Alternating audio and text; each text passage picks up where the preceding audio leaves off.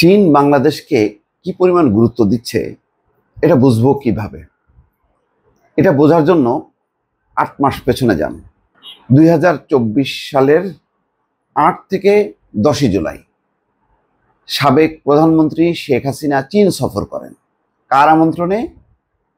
চীনের প্রধানমন্ত্রী লি চিয়াং এর আমন্ত্রণে, প্রেসিডেন্ট না। কিন্তু আমরা জানি যে চীনের দণ্ডমুণ্ডের কর্তা হচ্ছেন চীনের প্রেসিডেন্ট শি জিনপিং। তিনি হচ্ছেন প্রধান। বাংলাদেশের প্রধানকে এই মুহূর্তে ডক্টর মোহাম্মদ ইউনূস। তো বাংলাদেশের তৎকালীন প্রধান শেখ হাসিনা তিনি গিয়েছিলেন ২০২৪ সালের ৮ থেকে ১০ই জুলাই। যদিও পরিস্থিতি খারাপ দেখে উনি সফর একদিন আগেই সংক্ষিপ্ত করে একদিন আগেই চলে আসেন। সেটা সেই কাহিনীও বলতেছি আপনাদেরকে। তিনি গেলেন বাংলাদেশের প্রধান হয়ে চীনের দ্বিতীয় প্রধানের সঙ্গে বৈঠক করতে। ওই বৈঠকের ফাঁকে চীনের প্রেসিডেন্ট একবার একটু এসে বোধহয় ৩০ সেকেন্ড বা ১ মিনিটের জন্য জাস্ট করমর্দন করলেন এবং উনি একটা জাস্ট যার স্বভাব একটা ফটো সেশন করে দেখালেন যে না, চীনের প্রেসিডেন্টের সাথে ওনার বৈঠক হয়েছে। আসলে বৈঠক হয়নি। ওই বৈঠকের মাঝে উনি একটু সৌজন্য হিসেবে একটু এসে ওনার সাথে একটু দেখা দিলেন। সবচেয়ে অপমানজনক ছিল মাত্র ১৬০০ কোটি টাকা নগদ আর্থিক যে অনুদানের প্রতিশ্রুতি, তখন প্রচণ্ড রকম ঘাটতি ছিল। তৎকালীন সরকারের একটা আশা ছিল যে চীন ৫-৭ বিলিয়ন ডলার একটা দিবে, যাতে তার রিজার্ভের যে ক্রাইসিস, তখন রিজার্ভ নিচে থেকে নেমে যাচ্ছিল। অনেকে বলেন ১৩-১৪ বিলিয়নে চলে আসছে, যেটা গতকালকে রাত্রের বেলায় খেয়াল করেছেন যে ২০ বিলিয়ন ছাড়িয়ে ২৫ বিলিয়নের ছুঁই করছে। এই পরিমাণ হয়েছে। কারণ এই ঈদের মধ্যে প্রায় ৩ বিলিয়ন মার্কিন ডলার যুক্ত হয়েছে প্রবাসীদের পাঠানো রেমিটেন্স, যেটা রেকর্ড ছিল। যাক, সেই প্রসঙ্গ না আনি, পার্থক্যটা দেখেন। ৮ মাস আগে যেখানে শেখ হাসিনা ১৫ বছরের একটা প্রধানমন্ত্রী ছিলেন, প্রধান ব্যক্তি ছিলেন, যার কথায় গাছের পাতা নড়ত, সেই ব্যক্তির সাথে চীনে তিনি গিয়েছিলেন। সেখানে দ্বিতীয় প্রধান ব্যক্তির সঙ্গে সাক্ষাৎ করছে। আর ডক্টর মোহাম্মদ ইউনূস উনি কোনো রেগুলার গভর্নমেন্টের প্রধান না, উনি অন্তর্বর্তী সরকার, একটা সংকটকালীন সময়ের প্রধান, যার জন্য উনি প্রধানমন্ত্রী না, প্রধান উপদেষ্টা, অন্তর্বর্তী সরকার। খেয়াল করবেন, তার প্রধান হয়েও তিনি চীনে গেলেন। চীনে যে একেবারে গ্রেট হলে চীনের প্রেসিডেন্ট শি জিনপিং এর সঙ্গে দ্বিপক্ষীয় বৈঠক করছেন। এক পাশে ওনার নেতৃত্বে বাংলাদেশ টিম, আর একদিকে চীনের প্রেসিডেন্টের নেতৃত্বে আর একটা টিম। আর বোঝা বাকি আছে?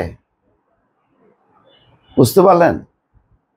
এই যে শেখ হাসিনা, ওনার নাকি একেবারে বিশ্বব্যাপী খ্যাতি, কিন্তু উনি ধরা খেয়ে গেছেন।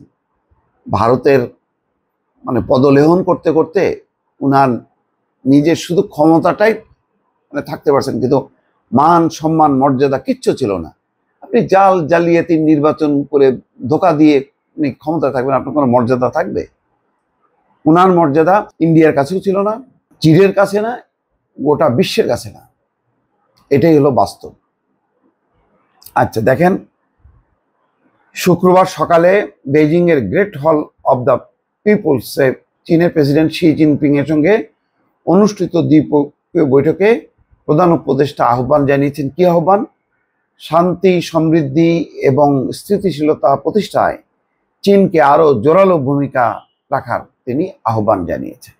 বৈঠকে উভয় নেতা দ্বিপক্ষীয় স্বার্থ সংশ্লিষ্ট বিষয়ে নিয়ে আলোচনা করেন। অধ্যাপক ইউনূস তার বক্তব্যের শুরুতে বাংলাদেশের জনগণের পক্ষ থেকে চীনের প্রেসিডেন্ট শি জিনপিংকে আন্তরিক শুভেচ্ছা জানান। সেখানে যেও দেখেন তিনি জুলাই অভ্যুত্থানের কথা উল্লেখ করে বলেন, এই অভ্যুত্থান নতুন বাংলাদেশ গঠনের পথ সুগম করেছে। চীনের সঙ্গে তার দীর্ঘ সম্পর্কের কথা স্মরণ করে প্রধান উপদেষ্টা বলেন, তিনি সেখানে গ্রামীণ ব্যাংক এবং সামাজিক ব্যবসার প্রচলনের সঙ্গে যুক্ত ছিলেন।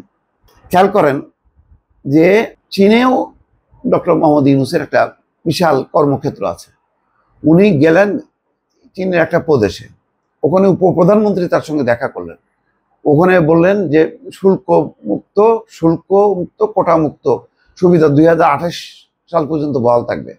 মানে চীনের সঙ্গে আনুষ্ঠানিক বৈঠকের আগেই উপপ্রধানমন্ত্রী এই ঘোষণা দিচ্ছেন। ওখানে যে কিন্তু তিনি একটা ভাষণ দিতে গেছেন, এবং ওই ভাষণে শুধু ভিডিওটা দেখেন ভাই, দয়া করে আবারও ভিডিও দেখেন। মানে সব যারা জ্ঞান বিজ্ঞান ব্যবসা বাণিজ্যের সব অভিজ্ঞ লোকজন কি মনোযোগ দিয়ে শুনতেছেন তার বক্তৃতা। আজকে সেই ডক্টর মোহাম্মদ ইউনূস চীনের প্রেসিডেন্টের সঙ্গে বৈঠক করলেন। বৈঠকের দুইটা আপনি খবর নেন, হাসিনার অবস্থা দেখেন আর ডক্টর মোহাম্মদ ইউনূস, পার্থক্যটা বুঝবেন। শেখ হাসিনার মর্যাদা কি ছিল আর ডক্টর মোহাম্মদ ইউনূসের মর্যাদা কি ছিল। শেখ হাসিনা মানে বৈঠকে চরম অপমানিত হয়ে এখানে সাফল্যের কথা বলেন। ডক্টর মোহাম্মদ ইউনূস আসার পরে কিন্তু দেখবেন যে ওই সংবাদ সম্মেলনে ওই সব ফালতু পেঁচাল তিনি পারবেন না। ওনার যা বক্তব্য ওনার প্রেস উইং বলবেন, অত সোজা না। এত বগত চগর করেও শেখ হাসিনা টিকতে পারে নাই। মিথ্যার উপর ভর করে উনার সমস্ত কিছু, উনার ভোট থেকে শুরু করে উনার বিদেশ সফরের সমস্ত তথ্য এগুলি সব ছিল হচ্ছে জাল জালিয়াতি আর মিথ্যার উপর ভর করে। ধরা পড়তো কিন্তু কেয়ার করতো না। কিভাবে অপমান হজম করতে হয় এটা শেখ হাসিনা ভালো করে জানে। দর্শক, জানাবো আপনাদেরকে চীনের আরো কি খবরাখবর আছে। ভালো থাকবেন, আল্লাহ হাফিজ।